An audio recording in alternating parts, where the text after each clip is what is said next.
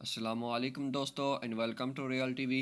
दोस्तों, भारत के लोग हमेशा पाकिस्तानी पॉलिटिशियंस और ख़वातीन सियासी लीडरों के बारे में बेबुनियाद बातें करते हुए नज़र आते हैं, लेकिन कभी उन्होंने शायद अपना गिरेबान झांक कर नहीं देखा कि इन्होंने जिन लोगों को अपना सियासी लीडर मुखातिब किया हुआ है वो अपनी ज़िंदगी में कौन कौन से काम सरअंजाम दे चुके हैं और किस किस के साथ अफेयर चला चुके हैं।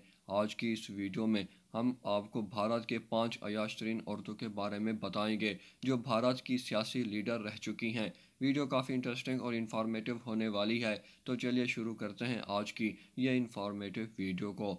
दोस्तों, सबसे पहले बात करते हैं इंडियन कांग्रेस पार्टी की लीडर रमिया कादिविया के बारे में। 1982 को पैदा होने वाली भारतीय सियासतदान रमिया कादिविया सिर्फ एक सियासतदान नहीं बल्कि एक मॉडल और अदाकारा भी रह चुकी है। रमिया ने अपने फिल्मी करियर का आगाज़ 2003 में किया था और तमिल और तेलुगु फिल्मों की एक मशहूर तरीन और कामयाब तरीन अदाकारा रह चुकी है।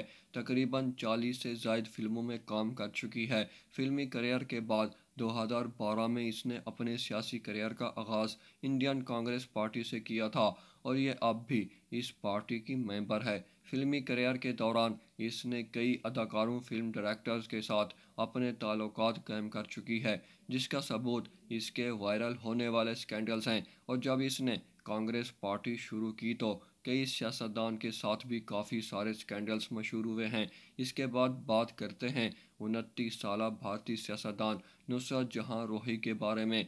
नुसरत जहां रोही ना सिर्फ सियासतदान है बल्कि एक मॉडल और अदाकारा भी रह चुकी है। ये इस वक्त भारत में पुरकशिश सियासतदान मानी जाती है।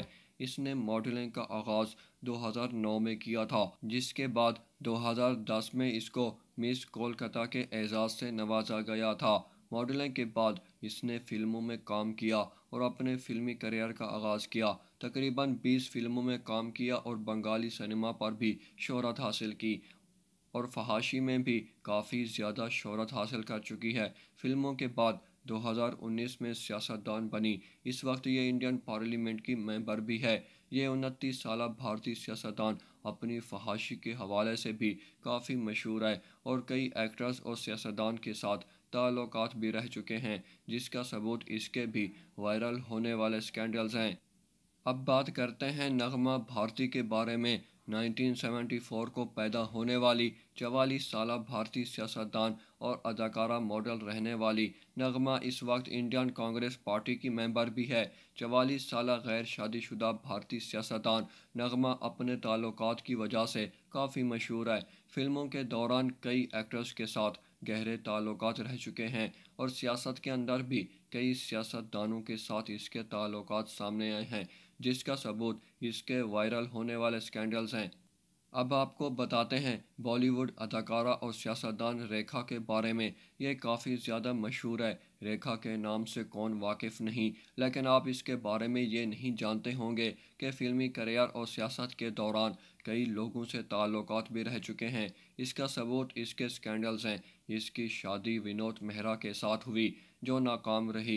दूसरी शादी एक बड़े बिजनेसमैन मुकेश अग्रवाल से की, ये भी कुछ अरसा चली। आखिरकार खुद मुकेश ने खुदकशी कर ली। 1986 में काफ़ी मशहूर फिल्में की। इसका सबूत भी इसके वायरल होने वाले काफ़ी सारे स्कैंडल्स हैं और काफ़ी अरसे से ये सियासतदान भी है। और सबसे आखिर में बात करते हैं ज़िया परदा के बारे में। दोस्तों, ज़िया परदा का असल नाम ललिता है। 1962 में पैदा होने वाली भारतीय अदाकारा और सियासतदान रह चुकी है।